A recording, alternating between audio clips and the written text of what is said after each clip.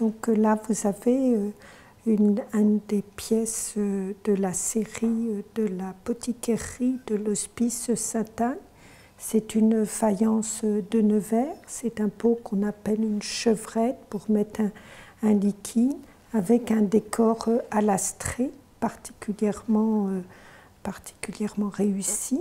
Le musée de la vie bourguignonne, hébergé dans le monastère des Bernardines et associé au musée d'art sacré de Dijon, est un musée ethnologique bourguignon. Parmi les nombreuses collections exposées figurent aujourd'hui des séries d'objets liés à la médecine bourguignonne. Oui, la collection qui a été mise en dépôt du centre hospitalier régional est pour nous très importante parce qu'elle nous permet de restituer ce qu'a été la place de la santé dans le paysage urbain. Et à cette occasion, des dépôts majeurs ont été faits qui consistent essentiellement dans des collections de pots de pharmacie, autant des pots du XVIIIe, mais aussi des collections XIXe avec des pots en porcelaine. Et ce qui est important pour nous également, c'est que le site a appartenu à l'hôpital et que dès 1804, il y a un hospice, l'hospice Sainte-Anne, qui naguère était sur le site historique de l'hôpital, qui est venu s'installer ici. Donc au-delà des collections, c'est aussi l'histoire du lieu qui est impliquée par ces collections. Pierre Audebert et Odette Maillard, fondateurs de l'Hospice Sainte-Anne, avaient eux aussi dans l'idée de venir en aide aux plus démunis lors de la création de ces hospices.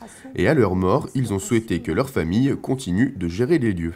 L'Hospice Sainte-Anne était un hospice fondé en 1733 pour accueillir les orphelines de Dijon, parce qu'au début du XVIIe, il y avait une peste endémique à Dijon et que le fondateur, Pierre Audebert, a voulu fonder une institution qui recueille les enfants abandonnés.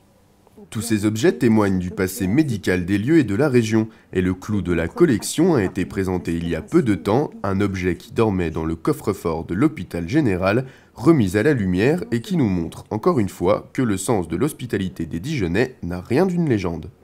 C'est une croix qui est prestigieuse parce qu'elle a été offerte par la reine Christine de Suède lors de son passage à Dijon en 1656. Elle s'est convertie au catholicisme en 1654 et a voulu recevoir le sacrement de confirmation des mains du pape Alexandre VII. Et à son retour, l'accueil des Dijonnais a été tellement grandiose qu'elle souhaite les remercier et offre cette croix qu'elle avait reçue des mains du pape Alexandre VII. Une réaction? Un témoignage?